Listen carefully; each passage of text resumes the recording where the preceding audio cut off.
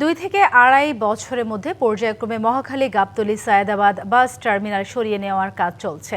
এছাড়া মেট্রো রেলের পাশাপাশি মনোরেল ও ইলেকট্রিক বাস সার্ভিস চালুর পরিকল্পনা হাতে নেওয়া হয়েছে।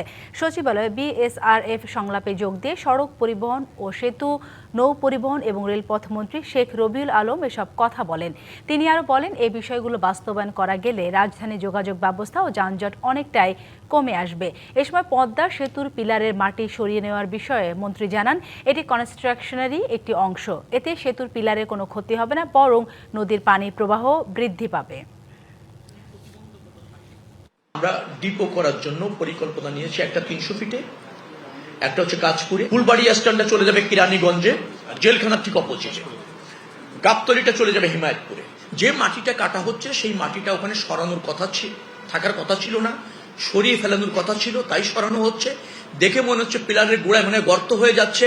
এই পিলারের সাথে, এই স্ট্রাকচারের সাথে ওই মাটির কোনো সম্পর্ক নেই।